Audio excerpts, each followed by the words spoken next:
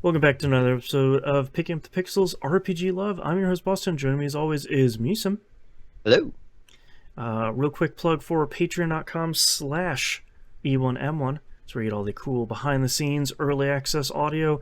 We release like 2 or 3 episodes a week now, so you're getting quite a lot of great audio every week over there.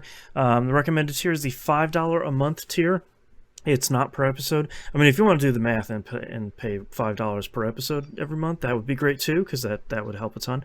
But it's only $5 a month, and if you're just joining now, we don't delete anything off of the Patreon, so you'll get a ton of audio, kind of straight up front. So go join over there, patreon.com/E1M1. Misum, what have you been playing this past month? Not a whole lot, but Yeah, played yeah. It was I don't know. I managed to get a couple in there. So I played a little bit more Mass Effect. Like I am inching along in that game. It's like I'll play for 15 minutes and then stop. But I finally got out of the Citadel. Okay. And I thought, well, maybe I won't wait like 2 or 3 missions to get Liara. Maybe I'll get her first and do whatever side quests are in the way. So I went and did the X-57 asteroid, which I forgot. I forgot, like, what's his name? Barrick or something like that. The four-eyed guy. I forgot what those guys are called. Batarians. Oh, yeah.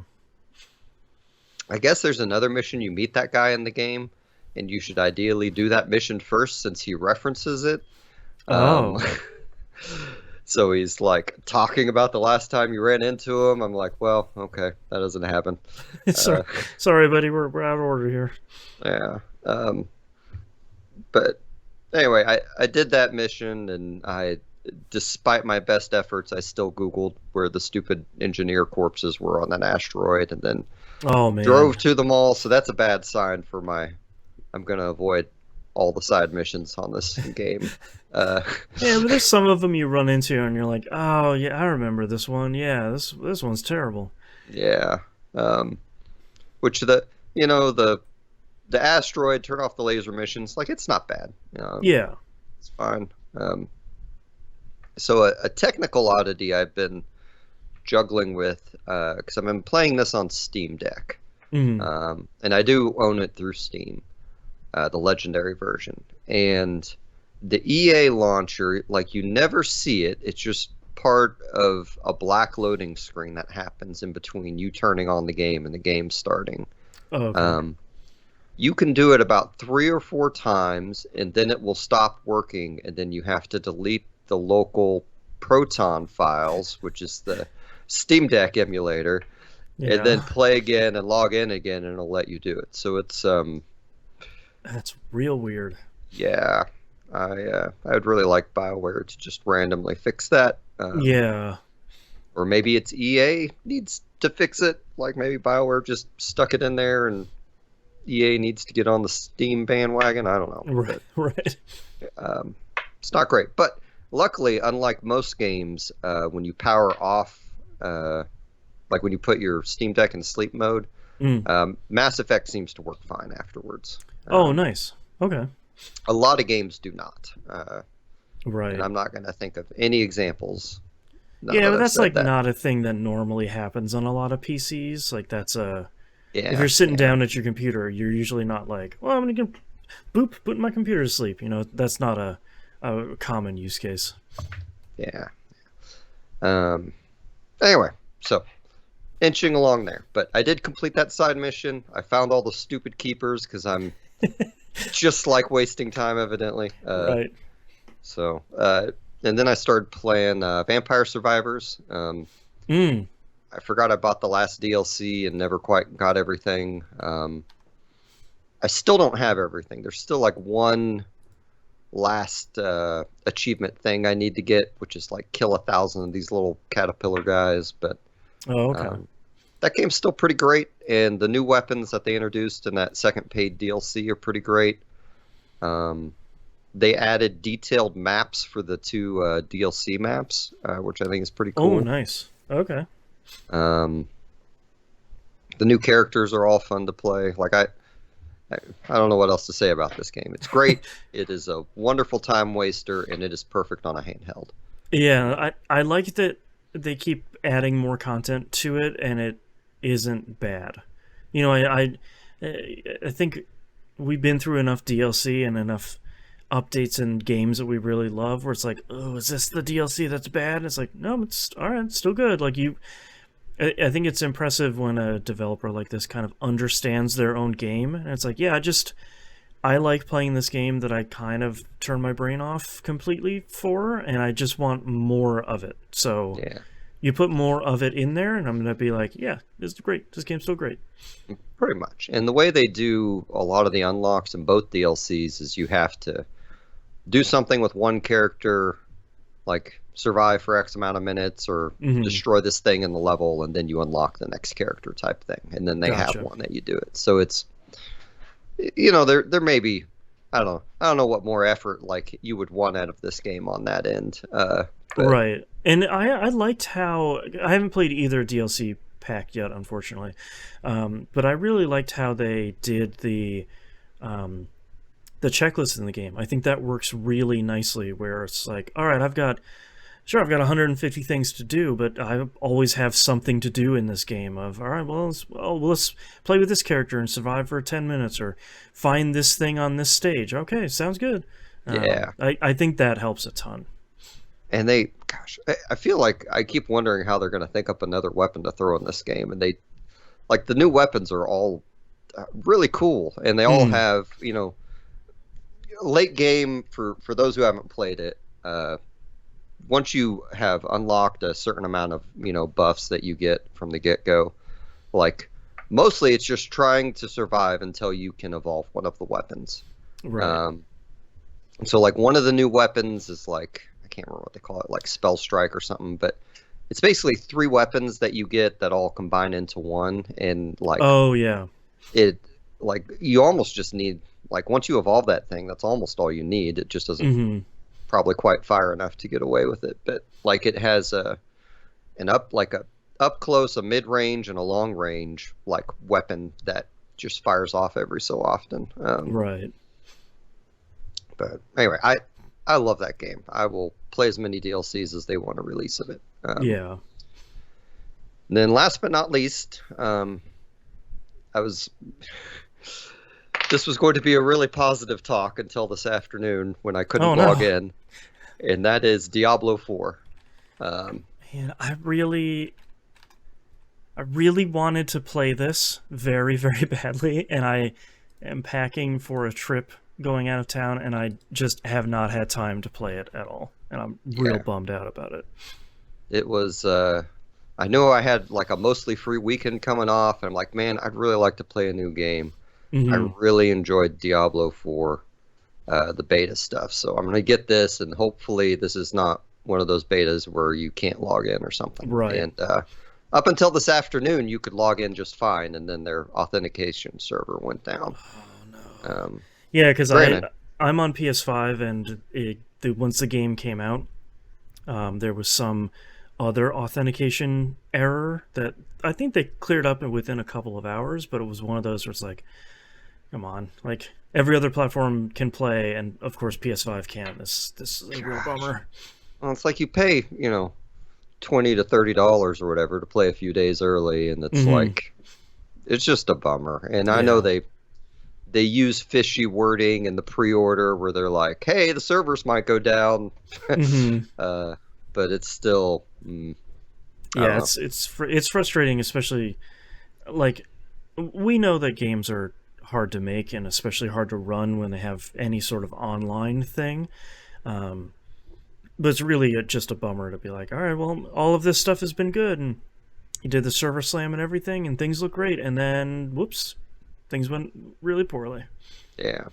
But on a positive note, Friday I had absolutely no issues logging in. So I picked up, I really had okay, who am I going to play with moment. I was like, I really like to play with Boston, but I know he's going to play on PS5. And then I know my friend Joey, who was on the carousel back in the day, is going to play on Xbox because he's been a recent Xbox Game Pass convert, and Sure. I know my friend Justin's from Tiltcast is gonna play on PC, and Xbox can play on PC, and it just kind of stacked on that side. So I went Xbox. Okay. And This I think time. there's full crossplay if I remember correctly. Is there? I I know I thought can so. play with PC. I didn't think I could play with PS5. Okay. But Yeah, I haven't. The only thing I went in to go do was to create the clan. So if anyone is listening to this, I have a clan going on. It's just called TVGP. Both the clan name and the tag are TVGP. So it should be open to anybody. So come on in, hop in, and I've seen people from other platforms in there, and they have a little, like, mine has the PlayStation symbol next to it. You know, there's PC players and everything else in there. So that will probably make it easier. But I think I thought you could. I would be pretty bummed because their whole thing before launch was, oh, cross save, cross play, cross progression, like all this stuff is because it's all connected to your Battle.net account. If that's man, not I the case, hope I'll be so. pretty bummed. I really hope so. Yeah. It's not often I get a game that I'm going to play multiplayer with people, so Yeah, it'd be 100%. nice to do the dude I do 2 podcasts with. Right, yeah, exactly. But so far I've rolled up a druid and a barbarian. Okay. So my druid, I made a big husky dude, and I'm sorry I'm having Sorry. puppy issues. You said some dog very badly wants to go under his desk to take a nap.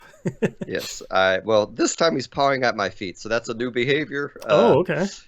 Don't know what that's about. He's been outside most of the afternoon, so misjudgment on my part. I should have left him in the afternoon, put him outside for the podcast. I want to be on the show too. Come on. There we go. There it is. Anyway, so the druid's a lot of fun, just because I've been going the bear route, so and the guy looks like a freaking bear just in general. But yeah, did you make like a real big dude? Yeah, I mean that's the only option. You are a big person if you are a druid, male or female. So I'm still really happy with the character creator in this game, because especially coming off of playing, I don't want to know how many hours I played of Diablo 3. It's probably better if we don't know. But coming off of that, where it's like you want a male or female character, and now you actually have a lot of options and a lot of, like, I created my, what do they call it? Sorcerer? Wizard? I think it's a sorcerer in this okay. one. Or 3 was the wizard. Yeah, I think so.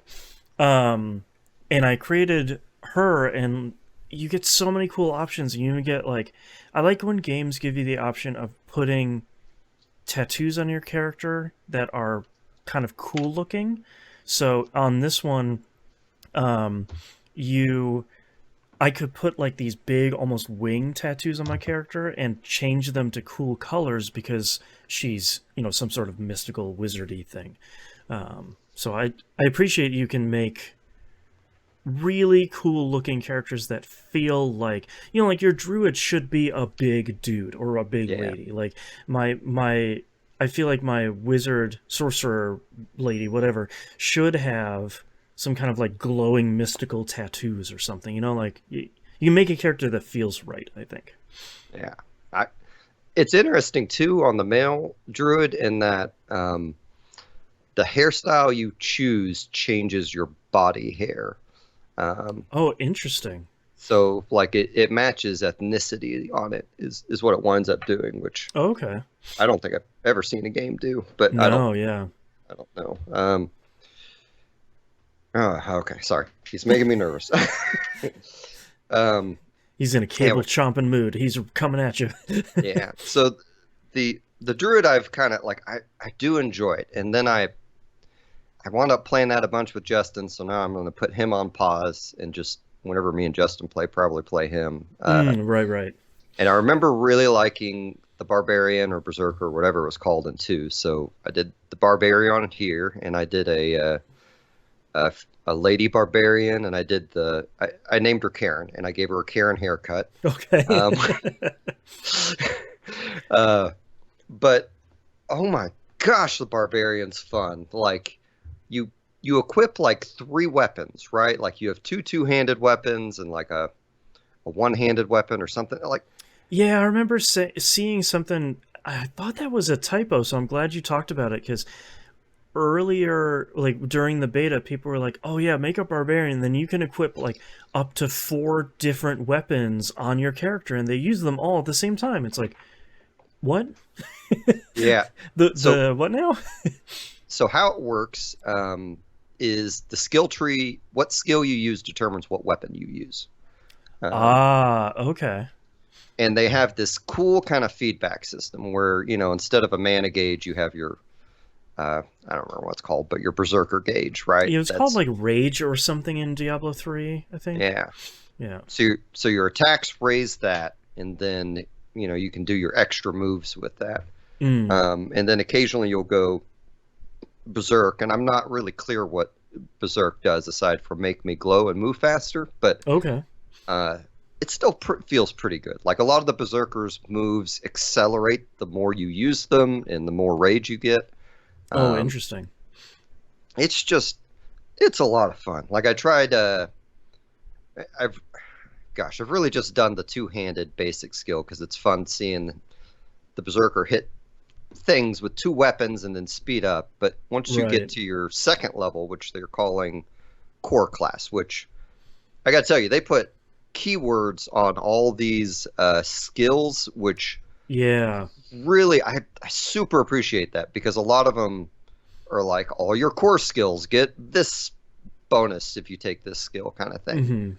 Mm-hmm. And then also like for the druid, for instance, if you're focusing on like a werebear situation, then some of those werebear skills feed into each other. So it's good to Right. look for that keyword and kind of match them up. Do they do hovering over the keyword too for a definition? I don't remember from the beta. I haven't dug into that. They do Okay. have like a filter keyword search, and I meant Oh, to play interesting. with that before this podcast, but I couldn't Right. get into the game. Right. uh, Right. That would be a problem. Yeah. yeah, but like, gosh, I can't remember what like one of the skills I got. Like, you take your two-handed weapon and you basically do like a force thing, and it Mm. just hits like a mob of enemies in front of you and knocks them down. Wow. Um, and then the other one was just like a hammer ground pound situation, which I wound up really enjoying. But it's cool. So like when Justin and I were playing, I was doing the druid, right? And Mm-hmm. a lot of the druid's thing is causing stagger and knocking down opponents, and Oh, it interesting. works on the largest of creatures in that game. Mm. Um, and so like he was playing not a necromancer, he was playing the sorcerer. So Mm-hmm. a lot of it was me just like stunning and trying to tone down the mob while he chain lightninged everyone. Um, Interesting. Okay. so there's a lot of really good synergy, I think, between the classes and the multiplayer. Right.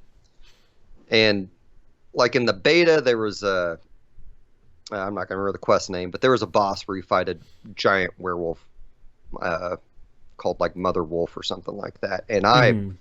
could not figure out how to beat him with the werewolf. But with Justin and I don't even think we died on it. Like, because Oh, nice. we had like a slight strategy and like, I guess it needs to be said, you have to dodge occasionally in this like Diablo game, like, and Right. Right. I forgot learn about like that. enemy movements. Like there's a little bit more to it than the loot grind. Like not a whole lot, but it's a really freaking good game. Yeah. How far did you wind up getting? I made my character and got into the world and was pleasantly surprised to find out that I could create a clan immediately because most games are just like, oh, hit level 10 or get to the first big city or something like that before you can create a clan. And thankfully it was something I could immediately do and set up the clan. TVGP, by the way, please come join. And just do it right there. So I've gotten maybe about 30 seconds into the game before I had to stop, because normally I would be it's kind of a bad combo of My daughter just finished school, and this game is uh, much more M-rated than the other ones. Oh yeah. Um, and going out of town here for a little bit, so I probably unfortunately won't be able to play it for like 2 or 3 weeks, which is I'm like really chomping at the bit here. I really wish this is less of an option, I'm sure, than Diablo 3, but I sort of selfishly wish there was a Switch version of this one so I could play it on the road. But sadly and understandably, there definitely is not. So I'm really looking forward to diving into this. I bought it digitally on PS5, and my wife and I actually, on and off for the last probably about 2 or 3 months, have been playing Diablo 3, and she's been really enjoying it. So I think now that Diablo 4 is out, we'll probably start characters together and see if she likes this as much as she likes Diablo 3. So Nice. hopefully, because based on the beta, for me at least, I was like, wow, you guys, I really like Diablo 3, and you guys kind of made another one of these and made it somehow better. So Yeah. I it really doesn't seem like a formula they should be able to iterate on. Like right. they have like there were some things in 3 that confused me as an initial player. Mm-hmm. And like I feel like they've simplified some of that stuff in this one. Mm-hmm. Which I also appreciate. Yeah, and then Especially they kind of like go ahead. I was gonna say, especially like thinking back on 2, like Mm-hmm. when I bought that remake, I thought maybe I'm just done with Diablo games because I don't Yeah. want to mess with the Herodic Cube. Like Right. I do not miss this aspect. I do not miss the first 2 chapters of Diablo 2. Yeah, for real. Maybe I need to reconsider this as my favorite Diablo game. But Mm-hmm. I don't know. Like a lot of that stuff is just, I've been finding things to slot. I've been, they have a nice amount of world quests. Like Yep. some of the menus are maybe a little hard to find, like where to get the stuff from the world quests. But anyway, Yeah, and like in the beta, I remember having a little bit of frustration because they have the system where it's like like reputation or renown or something, where you're doing quests in an area or you're doing specific things in one zone, and that gets you character-based rewards. And that always felt really hard to find, where it's like, oh, it's in the menu, and then I click this other thing and that shows it, and then how do I redeem it and stuff like that. So, but I'm sure those are things where it's just once you kind of get into it and you start interacting with those systems, it'll probably be a lot easier. yeah. Yeah. Man, I am so sorry, Boston. I have to put this guy outside. No worries. We'll take a quick break.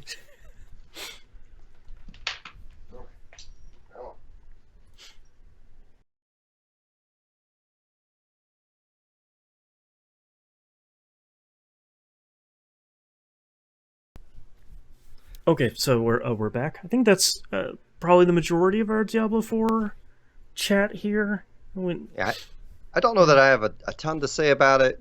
Like if I wanted to be really critical, I could be like, well, I don't care for the story, but I don't think I've ever cared about a Diablo story, if I'm being blunt. Right.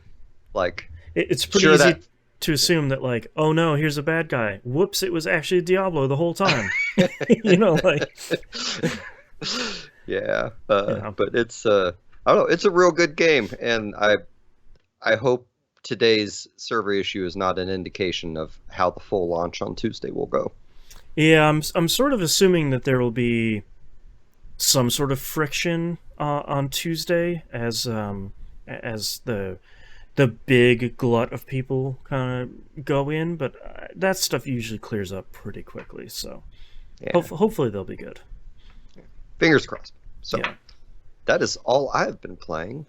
What else have you been up to, Boston? Gosh, what am I going to talk about first? Mostly, I've been playing too much Zelda Tears of the Kingdom, which sadly is not an RPG, so we can't talk about it on the show. But I have. That's really all I've been playing this month, kind of primarily. But I do want to give a quick shout out here. We just finished our most recent game club for sorry, I keep reversing the name of this game. It's Ghostwire Tokyo. It's not Tokyo Ghostwire. Ghostwire Tokyo. We just finished our playthrough of that. We do have over on tvgp.tv, we have our most recent Game Club recap episode where we talk about kind of our entire thing about it, kind of our overall feelings. It is sort of a spoiler cast as well, so if you haven't played it, don't listen to that maybe as your first thing. But I think we all three of us kind of came out of this feeling way more positively than I think we expected. I admitted at the beginning of the episode that I was coming into this game expecting or wanting to hate it, and it really won me over in the end, and I thought it was actually really great. It's very cool, and I think people should give it a real chance. It's certainly not what I was expecting, and a pretty cool like first person shooter RPG magic modern Tokyo thing. Yeah. I didn't even think to plug that, man, because this is absolutely going to be a game that I go back to and wind up talking more about here, because they have so many like side quests with stories in it that it's just my kind of game. It's definitely it's like I want to say it's like a Bethesda game with better combat, but you're not going to be picking up cabbage and things like that. You're going to be true. Petting animals and pressing picking up mochi. Yeah, pressing the ghost vision button and climbing buildings and I think, speaking of side quests, I think we were also pleasantly surprised that the story in this game is fine. It's pretty solid, but the real shining star of all this stuff is really the side quest stuff, and there's a ton of them. They're all voice acted, they're all super well done, and they're all really either interesting or fun or super creepy in kind of a spectacular way. So Ghostwire Tokyo, it's on Game Pass and PS Plus at the time of this recording, and it was great. I really liked it a lot. Yeah, and you need mid-tier PS Plus, which okay. I will upgrade to in September. There you go. Okay, mid-tier, whatever the mid-tier is called, essential, premium, silver, who knows. So go check that out. Ghostwire Tokyo is pretty solid. Next up, not really technically an RPG, but I played a little bit of Theatrhythm Final Bar Line. The Chrono Pack came out. I think it's like every 2 weeks or so a new DLC pack comes out, and I bought the like Ultra Starshine Platinum version, whatever that horribly expensive version was called, which I've kind of been enjoying because every other week I go back to play this a little bit and be like, oh yeah, I love Theatrhythm is really great. I love playing this game, and I play a couple songs and be like, all right, I'm good. So the Chrono Pack came out. It is 6 songs, 5 from Chrono Trigger and 1 from Chrono Cross. The one from Chrono Cross I do not recognize at all, and I really love Chrono Cross. So I think it might be it's a vocal piece. I think it might be the like final credits song that plays, which is strange. I think that's it's called Radical Dreamers, and it's a really odd choice, I think. But I'm assuming they're saving the Scars of Time, the intro song, for the next Chrono Pack, which I think has more Chrono Cross songs in it.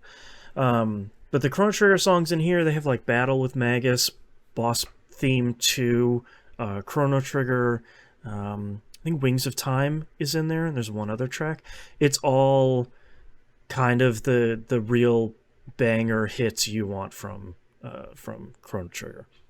They're all done really well. Each one of them has a different background. So like if you're watching the video version, the Battle with Magus one has the background from when you're fighting Magus at the first part of that game. The Chrono Trigger one has the End of Time, that little courtyard that with the what is it, 9 teleport points in the background. Like, they do a pretty good job of sort of paying homage to the Chrono Trigger stuff. Still, my only super small complaint, it's not really a deal breaker, is I wish these DLC packs came with maybe one or two characters. It'd be nice to have, Chrono or, Luca or Magus or somebody in your party. Yeah. I kind of understand why they don't. That's probably a pretty considerable amount of work. But it'd be kind of nice to have all these characters running around with you. I've heard like sometimes with where Chrono Cross stuff is concerned, like licensing is sometimes an issue. Like I get the impression that artist may have a stake in it or something. Yeah, I think that era of RPGs, I think that was really the kind of rise of the recognizable JRPG artist. So, and I feel like when that was Square Soft, I think, that put it out. I don't think it was Square EA at that point. I think when they were marketing that game, I think that was a big part of them putting that out, was just like, look at who drew this thing. That really wouldn't surprise me, truthfully. But yeah, so far so good. I've liked most of the tracks that they've put out, even for games that I kind of don't know that much about, like Romancing Saga Mistral Song. They put out some tracks of, and I haven't played that yet, so it's nice to see them put out stuff from everything. Like Live a Live is in there. They put out a bunch of stuff from Nier and Nier Automata. Like they're putting out stuff from everything, which I appreciate, because they continue to say that, yeah, this is the last Theatrhythm game we're putting out, so we're just dumping everything in there, just a little bit of all of it. So I appreciate that. I think that's Corridors of Time. That's the last one, which is a really great song. So it's great. If you haven't played Theatrhythm and you like that game, you should, or maybe if you haven't tried any of them, Final Bar Line is really good. I really like the accessibility options they have. I haven't talked about this in a while, but they have really simple modes too. So like they have a one button mode where it's kind of, they simplify the whole thing down to just needing one button at a time. You can slow down how fast the actual track moves, so it can go very, very slowly. It doesn't slow down the music or anything. And then they have a whole bunch of assist stuff there, so it's not just difficulty settings, but you kind of have the accessibility settings in there too, which is greatly appreciated, because I feel like for the longest time, a lot of rhythm games have just been like, I don't know, you figure it out. It's like, yeah, but that sort of stinks for people that maybe have different needs. So it's nice to see that change a little bit. And last but not least, Destiny 2, new season has started. Season of the Deep is the one that's currently running right now, which will hopefully be better than the last season, which kind of landed with a wet thud, after an expansion that landed with a wet thud as well. This one is the planet Titan is returning from vanilla Destiny 2. That got removed for storyline reasons a while ago, and we are back on there in kind of a different place. That planet still looks really cool. The vendor from there, Sloane, is back, and she is really very cool. She's like this military-minded sort of person. Like you save her as part of the first mission, and then she's basically like, all right, I'm overdue for a debrief, like, let's get back to work, come on, let's go do this thing. So it's kind of nice to see her back in her usual form. There are surprisingly underwater sections now with kind of Sonic the Hedgehog based water bubbles and like essentially an oxygen meter, which has been interesting so far. Anytime I'm running out of oxygen, I keep thinking of that Sonic the Hedgehog, like dun dun dun dun dun dun dun, that song playing in my head. And that stuff it's okay. You don't fight underwater, thankfully. It's mostly a traversal kind of slow down puzzle thing. So far there are 3 new activities. First is Salvage, which is a 6-player mode. This one's actually pretty good. There is quite a lot of variety there. It's you're kind of running through this area, and repairing things or stopping the enemies from sort of overtaking areas. And the activity you go to from one activity to the other, those are randomized. So it's never just, oh, you do this and then this and then this. You kind of, there, it seems like there's a fairly large pool of activities that it randomizes. That activity is pretty good. I've been having a lot of fun with that so far. One of those modes where, because there are 6 people, there needs to be way more enemies in the area, and there just kind of isn't in most of the time, which is kind of a bummer. The other mode is deep dives, and this is a 3-player one where you're kind of going deeper and deeper into the methane ocean that's in Titan, and the encounters get harder and harder the deeper down you go. This also has the interesting wrinkle of they're trying out some, I guess, kind of roguelike options, where in between each activity you get an option of at least 2 buffs that you can apply to yourself or your weapons, and it's nothing crazy. Sometimes it's like, oh, you do 10% more damage with kinetic weapons, or you do 13% more damage with precision shots, or you do 12% more damage to bosses and mini-bosses and stuff like that. So it's nothing groundbreaking, but it's enough of kind of a choice and enough of a bonus for you to get some cool stuff. And that keeps expanding week over week, so we sort of haven't seen everything. I think the deepest it will go is next week, so we'll have to see where that goes. And last but certainly not least, fishing. Destiny has finally grown up and become a full MMO, because now we can fish in this thing. And that actually turned out really great. It turns out to be really fun. It is this kind of fun, cool communal thing where you're always hanging out with probably about 5 or 6 other people in these fishing ponds that show up in different planets. And you can see the kind of rare fish that people catch, and you're all kind of building up this bar that lets you catch rarer fish as you go through.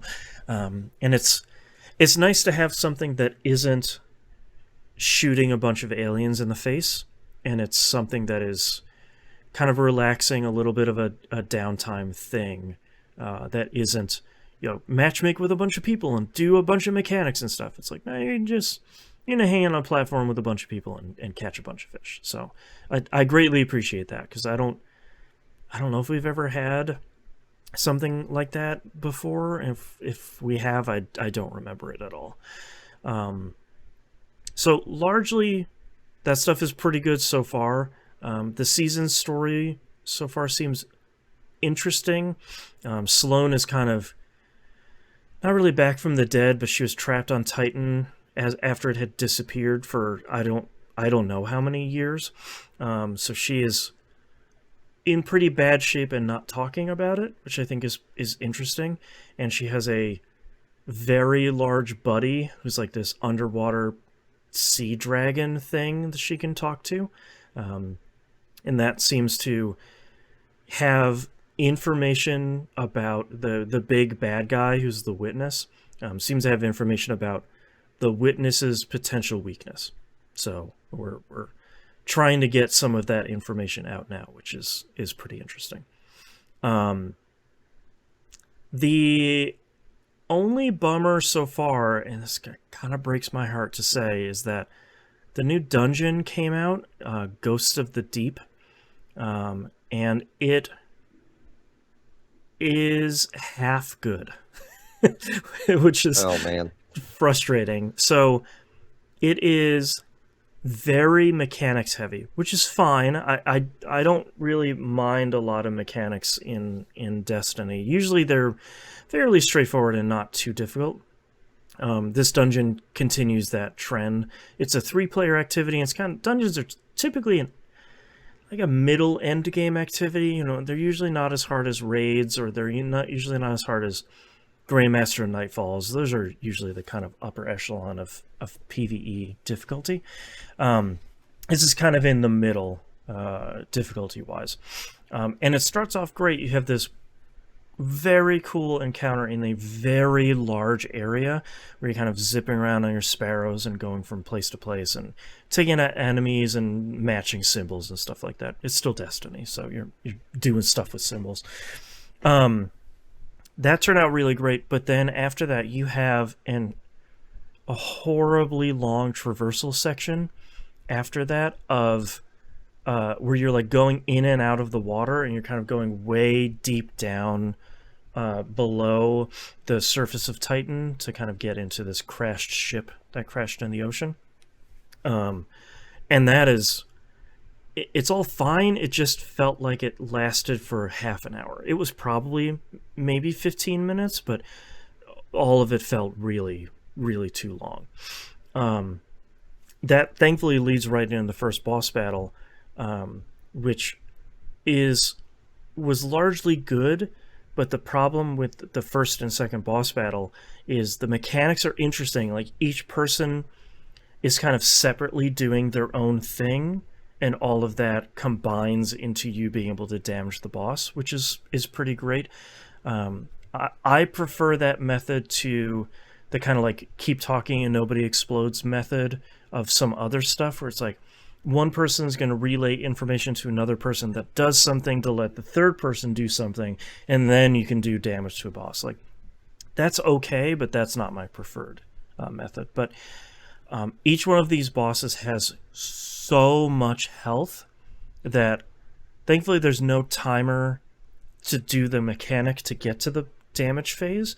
But then once you get to the damage phase, you're dumping damage in either one of these bosses, and you're doing like maybe 10% of their health. And for the second boss fight, if you're having trouble with the mechanics, that can take like 10 minutes to get to the point where you can damage the boss. Then you do like 10% of her health, and then you do another 10 minutes. So it just...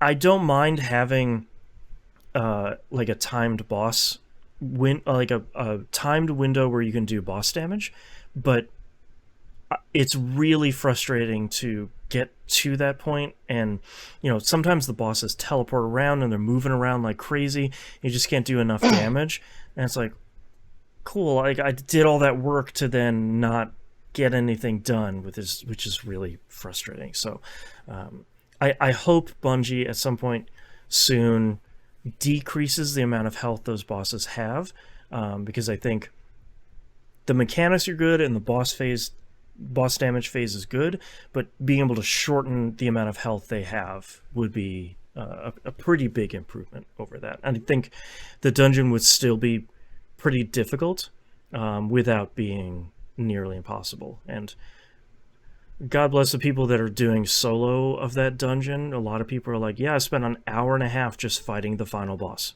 by myself. And it's like, that's too long. You shouldn't make people do that. That's way too much. So half of it, most of it is good. The dungeon is kind of so far sort of iffy, but we'll see what I won't be able to play Destiny kind of seriously for a couple of weeks here. So we'll see. By the time I do it again, maybe we'll be a little bit stronger, and maybe it'll have a little bit of a nerf. We'll see. But so far, Destiny is still pretty good. I'm a little burnt out on Destiny at this point. I think, which is sort of apparent as I'm looking at like Diablo 4 and Zelda Tears of the Kingdom, being like, yeah, maybe I should play more of these other things and not worry so much about Destiny. You're trying to like rebalance all that stuff to try and keep it interesting. So, but that's Destiny 2. Probably won't talk about that much more for a little bit, because usually at this point it's like, it's a new season. These are the things I'm going to do for the next 3 months, and then the next season we'll have a couple more things. So we'll spend the next couple months fishing, which is pretty exciting. All right. Let's talk about our just a couple of releases here for June 2023. Just talked about Diablo 4. That is in early access right now, but the wide release is going to be on June 6th.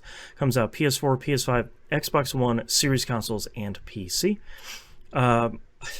This really snuck up on me. I had no idea this was coming out so soon. Final Fantasy 16 is coming out on the 22nd for PS5, which I felt like I knew was coming, but not so soon. So I gotta figure out what I'm going to do for, I guess, purchasing that, because I feel like a brand new mainline Final Fantasy comes out and I kind of have to play it, because they're typically either really good, or one of those games where it's like, hey, I really liked that one. Oh, it's just me? Okay, cool. All right, fine. So, I haven't been watching much Final Fantasy 16 stuff because I feel like we talked about it on TVGP last week or a couple weeks ago, when they showed it at the Sony Showcase 2023, where Square's promotion of Final Fantasy games sometimes is a little odd, because it will be a lot of like British voice actors yelling non sequiturs in a trailer, and then it's sort of like, okay, I guess, and then like a bunch of flashy action RPG hack and slashing with like a bunch of particle effects, and it's like Final Fantasy 16. It's like, okay, cool, I think. So I haven't been watching a lot of that. So, also because I'm just gonna go play it. So, are you gonna pick up 16? You think? Not on release. Mm-hmm. I know almost nothing about this game. Like, I really expected it to be pushed. Like, I think that's probably what's shocking me most, because maybe it got pushed and I wasn't paying attention, but I'm of the Final Fantasy 12 generation where that got pushed for like years, didn't it? Yeah, or was a couple that 10? of years. I think it was like 2 or 3 years. Yeah. So I just expect all the Final Fantasy games to have excessive pushes. Mm-hmm. But it would be nice to have something to showcase on my PS5. Right. So I don't know, man. Maybe if it gets a good review. I have a coworker who seems to only play Final Fantasy and Nier games. Like, that is all he cares about. And, all right. Occasionally I'll talk him into trying something else out, and then he'll play the intro and then just restart one of the Final Fantasies. I respect it. He's a friend of the show for sure. Yes, he knows what he likes. So that's right. I'm probably going to listen to his review. Or he's going to tell me he loves it, and then I will buy it. Yeah, I'm really curious to see what reviews are going to be like for this, because I feel like there's been some pushback from people that don't play the Final Fantasy games online. As Square's been coming out and saying like it's a more mature, kind of darker Final Fantasy, and it continues the trend that I guess if you want to talk about like Final Fantasy 15 really settled in, and Final Fantasy 7 remake, of that kind of flashy action RPG kind of thing. It's not a command RPG like people keep asking Square for, and they're not going to make those. That's not what Square does anymore. So I'm really curious to see what reviews are going to be like, because I feel like nobody knows what they want out of a Final Fantasy game nowadays if you don't play a lot of JRPGs or a lot of like command RPGs. So I think a lot of people are going to go and be like, yeah, it looks pretty, and like it's a Square game, but man, I don't know. So I mean, it's one of those, I say one of those, like it may be the only one like it, where like it's a franchise where every game tries to reinvent and top itself. Right. And I feel like technology's hit a point where they don't necessarily have that option anymore. Like I'm sure 16 will be a technological marvel, but like you said, I'm kind of expecting it to be like of the FF7 remake and Final Fantasy 15 kind of mode of gameplay and visual fidelity, and maybe it being on PS5 will have, I don't know, something extra that pushes it over, but I don't know, man. It will be uniquely Final Fantasy, whatever it is. Yeah, and it's interesting that you bring that up, because it's like the other side of the coin from Dragon Quest, where Dragon Quest is very similar every time, and it's very much the like comfort JRPG for so many people, including myself. It's just like, you know what you're gonna get. It's gonna be really good. It's gonna be kind of family friendly. And it's gonna be probably 200 hours long, and it's gonna be great. And Final Fantasy is like sort of this grab bag of like, cool. All right, it's a summon focused hack and slash thing. All right, cool. PS5 only. All right. There'll be a Biggs, a Wedge, a Sid. That's right. That's right. And Ifrit is in there too, and maybe a Shiva, and we're all good. Yeah, who knows? Maybe they'll have their own personalities. Maybe they'll just show up on the battlefield. Maybe they'll be playable characters. We'll find out. And that's part of the reason why I kind of don't look at a lot of this stuff before a Final Fantasy game comes out. It's like, I'm just going to buy it and play it. I've been playing this series literally my entire life. Let's just go play it and you know, sort of discover what's going on there myself. So yeah, we'll see. Hopefully I'll have some time to talk about it before next month's episode, but I'm not entirely sure. And last but not least here, Front Mission First Remake, that only came out on Switch earlier. Now on the 30th, this is coming out on PS4, PS5, Xbox One, Series consoles, and PC. So whatever, I'm assuming whatever exclusivity window ended with them, now they're coming out with and everything. It's very nice to see a Square game coming out on an Xbox console, which is great, because it's usually like, oh yeah, PS4, PS5, and Switch and PC, but that's all of them, right, guys? And it's like, no, you're kind of missing a big one there. So nice to see that this is. I heard good things about this game.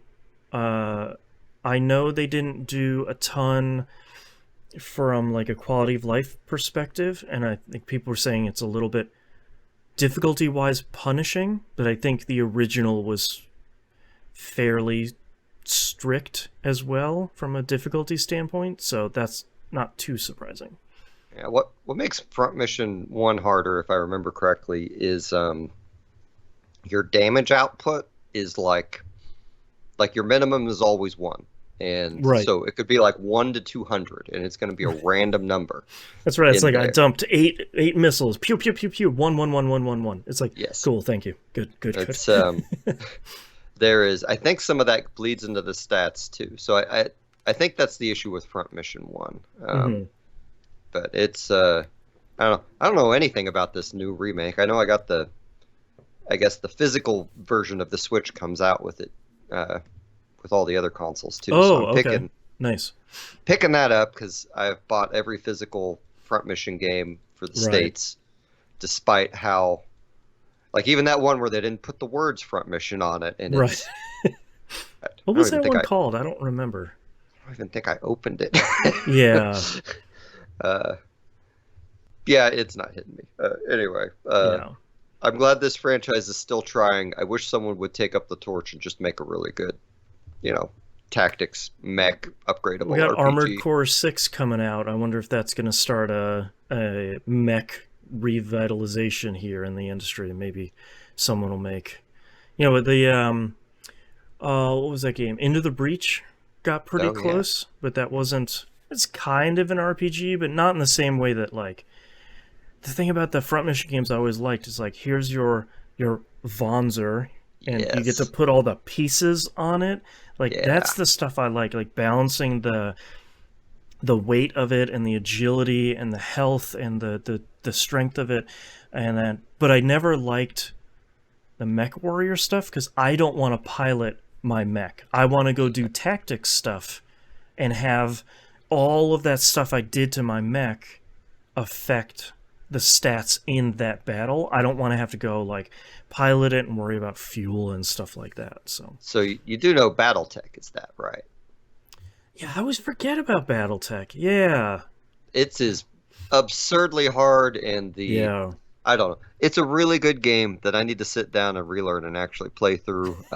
Just it's something you need to put tens of hours into to get your head around it. Yeah, like it's because when you change out parts on your mech, it costs money and it costs time. Interesting. You have to fly your spaceship to the new place, and it'll let you make incredibly bad decisions. And then you'll be 10 hours in and have half of your mechs destroyed because you're like, Right. I want to change this arm out. Oh, I got to wait 60 Thanks, days. Gig economy. I need money for food for my crew. I don't think you actually have to afford money for food, but you have to afford money for fuel and repairs and things like that. Right. That's a cool idea. It's a really cool game that, again, I just need to actually learn what the heck I'm doing with. Yeah. But Front Mission is the nice simplified version of that I can just hot swap things. And gosh, like they had a Gundam game for PS2 that was like that too. And I hear the Gunpla Builder video game is kind of like that. But oh yeah, I don't want a pile of. I want a large toy. I don't want a small toy. I can put together a Gundam model myself. Right. Right. All right, only news story here we have for this month, just a real short one. We're just going to have, like, this is going to be the Square Corner, I guess. Square Enix says that the Final Fantasy VII Rebirth development is progressing smoothly. They say they don't have a release date as of yet, but they say, quote, development is progressing smoothly and according to plan. We're currently working on nailing down a release date for the game, end quote. I'm kind of happy that this is the case, because we talked about Final Fantasy 12 and 15 and a lot of Square Enix games, is usually sort of like someone's like, hey man, how's the game going? And they're like, oh yeah, we forgot to mention we delayed it by 2 years. So things are going real bad over here. So it's nice to see that they're just sort of saying like, yeah, we're still shooting for, winter 2023, I believe was the release window originally. And they're just kind of saying like, yeah, we're clipping along. We're making the thing. So pretty nice to hear that, and pretty nice to hear them say, yep, thumbs up. Things are going okay. So we'll also, until I just talked about this news story, I totally forgot they didn't have anything with this in the Sony showcase that happened late last month. So that's, I guess, not too surprising if they're kind of heads down. We put a trailer out already. Now we're just working on the thing. But we'll see if that meets the end of the year. If it does, gosh, there's a lot of great RPGs coming out this year. There's a lot of great games coming out this year, which is nice, but I don't know where I'm going to find the time to play all of them. Yikes.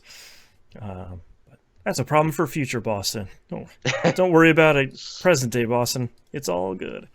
All right. That's all of our releases and news stories. And that's the end of our episode. Thank you very much, everyone, for listening. If you'd like to visit us, you can do so at pickingupthepixels.com.